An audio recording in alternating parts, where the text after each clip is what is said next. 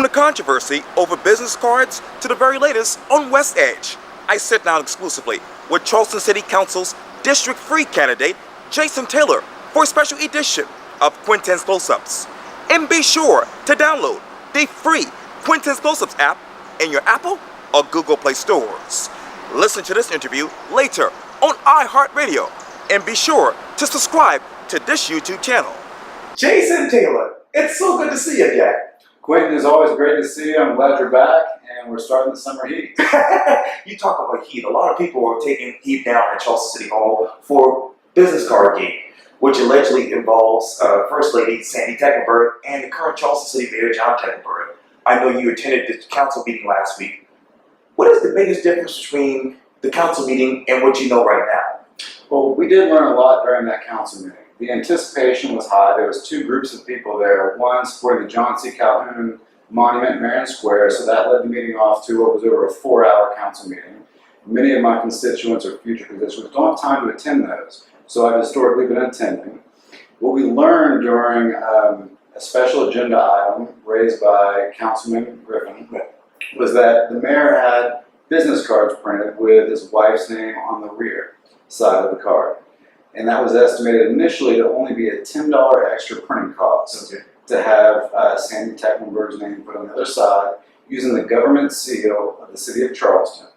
Legal counsel got up during that meeting, cited statutes, cited rules, and one thing that came out that was a little bit shocking is that it wasn't a $10 cost. There's apparently 2 business cards going around for the mayor. The first being his own business card without a rear printing, which is available in City Hall, in his office for anyone to claim. And there's a second set of cards, which are much more expensive than the $50 threshold for any kind of violation. But I will say that this whole witch hunt says more about those running for for the mayor, than it does for the mayor himself. He did quote Sandy, and she's a wonderful lady. And the mayor and his wife, she does amazing things around town, but I think legal counsel overstepped their bounds and made a legal conclusion and presented that to our city council that said there was no violation because the $10 reverse printing cost would not reach the $50 threshold that would have been a violation. What we learned is that there are actually 2 sets of business cards. The mayor has his own, and then there's a second set of cards that Ms. Tecklenburg uses with the mayor's name and our city seal on the other side, which is well over the $50 threshold cited by the legal counsel. How much is a typical business card? Well, of course, being a small business owner, someone who has to run through those numbers myself, it all depends on the stock, the type of card, the numerosity of colors, whether it's black and white. There's a variety of factors. But I do know that having a second set of business cards printed with Ms. Tecklenburg's name on the rear side has cost over $50 to our city beyond the mayor's initial and his only exclusive card. And I understand that he's going to reimburse or have reimbursed the city for these particular business cards, allegedly. Well, and Mayor Tecklenburg is a man, I believe, of honesty, and that his intent was not to deprive the city of Charleston of anything. Sandy Tecklenburg is out there working with nonprofits. Sure. She's a wonderful lady. She's not using it for individual business pursuits, yet her NGO, nonprofit organizations, and pursuits of the betterment of Charleston and those who have less access. I do have a little issue with her ability to use the city seal to gain any kind of advantage in getting board positions or any kind of beneficial treatment for those charities she chooses to work for. Now, also in that particular meeting, I believe, or before it was announced, it was claimed, and this is all alleged, that she actually uses the mayor's car, and she also has a set of keys, but I think they're just a set of cars at City Hall. Well, so having attended that meeting, the organization, it began with Harry's claims about the business cards, and then Councilman White, who's also running for mayor, brought the issue of the mayor's wife driving his car. The only thing that we know for sure is that he was in the vehicle at the time it was reported before City Council when she did drive. However, legal counsel for the city did get up and cite that only city employees may drive city cars, and that's a huge liability for us. But I don't believe this whole car gate is really about the mayor. It tells us more about those running for the mayor's position and challenging our current mayor and where their campaigns are going. Are we going to go negative? And this is my problem with city council right now. We lack civility. And without civility, we will not improve Charleston to be the most livable city in America. What kind of problems do you have with the current mayoral candidates in your mind? Well, I wouldn't say problems. Everyone has a candidate that they prefer to back. I have challengers that are challenging me, and I'm challenging a 20-year incumbent. But I'm not going to stoop down to a campaign that lacks civility and professionalism, and I'm not going to make accusations without being fully informed just to take down a person whose wonderful wife does great things for our community, and for all intents and purposes, she is the First Lady. And obviously, as everybody knows, and this is what the mayor basically says, it's an honorary position. So tell me, what more questions do you have about the business card gate in your mind? So again, let me reiterate, Cardgate is not the issue. What we learned about is what happened after Cardgate, the other allegations that came up, the other violations of uninsured driving, unauthorized use of vehicles, even though the mayor was there, and these are mistakes that we can all make if we aren't properly informed of what our responsibilities are. And I'm sure our mayor is properly informed. He has a hard job. And of course, leaving council after a 4-hour meeting on a Tuesday night, about 10 o'clock at night, he's tired. Let me stop you there. You said something about the insurance in the cars. Does the mayor, whose name is on this insurance in your mind? So, in my understanding, and after reviewing city documents, that our city insures a fleet of vehicles, just like we do with our police department. A police officer's wife would not be allowed to drive a City of Charleston police vehicle because they are not an employee, even if the officer was in the car. That same rule would apply to the mayor or anyone else provided a car by our city, is that we have authorized users and those non-authorized. And under our city's policy, my understanding is that only employees are authorized and covered under insurance, which means if the mayor's wife had inadvertently entered into a collision, then our city could be responsible and ostensibly uninsured. You talked earlier about the candidates who are running for mayor. One of them you just mentioned is Gary White, and obviously he's taking issues with the city assisting WestEdge financially. When you think about what's going on at WestEdge, what questions do you have now? Well, my questions are, why doesn't the city offer a greater program to help developers obtain financing? And that's what they did by renting out space before being completed to obtain WestEdge financing through banks, was to commit to renting a certain percentage of space. When we have a nearly $2 billion amount that needs to be spent to fix our flooding, our city is allocating money and signing off to rent space that we don't have a use for. Now, which usage does the city have in mind?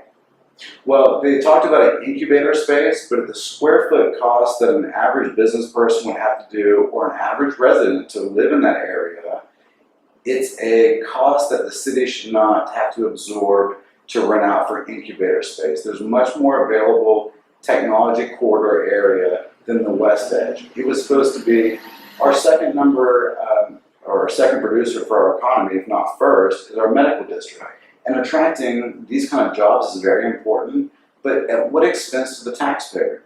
And where else does the taxpayer have to flip the bill to ensure that a private developer gets financing for a project? How much would this actually cost the actual taxpayer right now? So real estate is a very speculative area. Right now, we've committed to renting a certain square footage of space, we being the city of Charleston. Whether it's used for incubator space or we move city council chambers to that space, we have still committed to it unless two things happen. The first is that the building meets 70% occupancy. That has not been met, or we sublease it out. Our city taxpayer money should not be levied on hopeful future for private enterprise and endeavors. Now, You look at contracts all day long. When you look at this contract between WestEdge and the city, what else are you looking at? So really I'm looking at we call them escape clauses. How do we get out of this? If this is a bad deal on paper for the city, then what are our ways out so we aren't flipping the price tag for very expensive, high-end, new development office space, which is unutilized? And you and I being local, we can think back to Charleston County School District and their Calhoun Street property, which at the expense of our own students was purchased and built at a great cost to the school district and ended up being quite a debacle to where now the school district had to do a complete remediation on civil construction aspects and does not even use the building exclusively itself. This type of infrastructure is a poor investment for a city, particularly when we are merely doing it to allow private enterprise to gain the financing to complete a project. Now, the WestEdge project does have its benefits. We need high-paying, high-tech projects on the peninsula. We also do need grocery stores. Publix really remedied our issue of a food desert. Food line on King Street is now putting money to improve. But I live on the west side. We were living in a food desert where the closest grocery store was way up on East Bay, or that you had to traverse a bridge, a river, to get to where you wanted to shop for groceries. Yes, indeed. I know earlier you talked about the whole John C. Calhoun statue debate. Where are you in this debate right now? So, history is something that we cannot forget or repeat it. With the John C. Calhoun statue, it's not a memorial of necessarily all his beliefs, because if we were to go back and look at every person in history who had to deal with a systemic issue related with capitalism, whether that was slavery, then we're going to have to eliminate every picture of George Washington.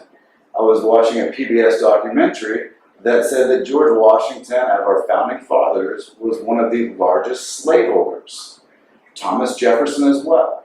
How far back do we go and try to remove these things? These should not be removed. What they should be is supplemented with new individuals who are marginalized during that time. The first to change public transportation in Charleston was right here in Charleston. The first to ride public transport, way before Rosa Parks got on the bus, that we had the right to ride for everybody here in Charleston because of one specific individual who should be commemorated. Denmark Vesey, another individual who's neglected in history and unfortunately probably led to the targeting by an atrocious individual in our current history that still resonates with me. My issue with history is that we need an all-inclusive Charleston. We can't eliminate the past. If we eliminate the past, we're doomed to repeat it. Let me take you back to June of last year. If you were on city council today, how would you vote for that slavery resolution? So I would have voted yes, that we need to own our responsibility as a municipality for the import and export of persons, which is a use cogent. Use cogent and law are one of the few things that are universal wrongs. Slavery is a universal wrong. Piracy was the first one, slavery the next one. We're still on the edge of whether genocide, I believe, is completely a wrong one. But is torture a use cogent? That means universal jurisdiction. There is no question among those civilized nations that these are wrong. Slavery is an unfortunate part of our past. We are not going to sit around and commemorate slavery by adding new monuments. But if we take away the old, we run the risk of forgetting our past, and then we again doomed to repeat it. Let me get back to City Hall. Obviously, you were in a meeting like I mentioned, and you just stated, and obviously the City Council voted to basically have an audit of the mayor's, I guess, spending or whatnot, whatever they're doing down there. But if you were to be on City Council right now, would you have an audit for every single City Council member and every single mayoral candidate? Well, an audit usually takes place, and we have a full-time auditor. So a lot of people ask, what is the cost of this? We have a full-time auditor of the city who, they're a numbers person. So we aren't going to incur any greater cost necessarily. Are we going to review all of those current councilmen? I think if we're going to call for an audit, then it should be universal. However, the problem with this audit is that there are far greater issues of corruption in our city. For too long, the politically powerful and the elite have governed at the expense of the powerless. And we need change at City Council that brings civility and professionalism up. And I'll give you an example. That there are numerous individuals within our city who have lied on affidavits saying that they were eligible for certain health insurance premiums and are not eligible for those just to obtain the lower costs. That's defrauding our city. That corruption within our city is systemic and large scale, and the mayor's business cards are not even the tip of the iceberg. There are so many more stones to be unturned, and the corruption and malfeasance going on within our city, its agencies, and among our officials that are either appointed or hired. Now, when you talk about corruption, what would you tell the average citizen right now? So we need somebody who is not vested into the position of an elected leader, which is why I've pledged to at most serve 2 terms. If I were to be elected and then re-elected, I would serve no longer than 2 terms. I've also pledged to give half of a city councilman's salary, which is only $17,500, back to neighborhood beautification within my district. For me, I believe in what our founding fathers believed in, is a part-time local legislature, or national at that point for federalism, but a part-time where it's a volunteer position, that the pay is not why I'm running for city council. I'm doing it to serve my community, and we are the last residents on the peninsula as we've seen hotelification spread deeper and deeper, and I do believe that District 3 represents one of the few areas, there's 2 others, that are actually full-time residents with children that need to attend school. The schools are failing. That's an issue of Columbia, Charleston County School District, and I'm baffled when I see individuals touting their success with Charleston County School District and using that as a benefit when we do not have education on the peninsula unless you meet entry requirement into specialized schools or you go to private schools. The discourse that I've been seeing among previous candidates for my seat, current individuals with students, is that their only choice is to move or send their students to private education. That is not an option. My sister, myself, we're products of public education. My mother worked for Charleston County School District and retired for 30 years, a blue ribbon school. My sister attended Burke when Acme Magnet High School was there. She's now deputy director in an embassy, foreign service, and she really believes that her interaction, even though we had different campuses on Burke and different programs, is attributed to her success. And that's what we need. We need to, and this is well above my pay grade as a councilman, but as a hopeful one-day father and a longtime resident of the peninsula, I want to be able to walk my children to school. I want my children to be able to attend a school. Burke is a beautiful campus. The numbers coming out of Charleston School District are showing that many individuals in my own hopeful district are sending their students to charter schools, academic magnet abuse, or private school, and not Burke. How do we fix that as a city? As a councilman, I know my bounds. And what we can do as a city is we can encourage and force Charleston County School District to go for a geographically centered school zone system. You talk about the Charleston County School District, and obviously Burke High School. I have to talk to you about Stony Field. If you were on city council today, would you vote yes or no to have the Charleston Battery there? So I'm not sure I can mandate that Charleston Battery goes anywhere. They're a private enterprise, and this brings you back to the WestEdge. Okay. So why did the city agree to lease a certain portion in order for that project to get financed?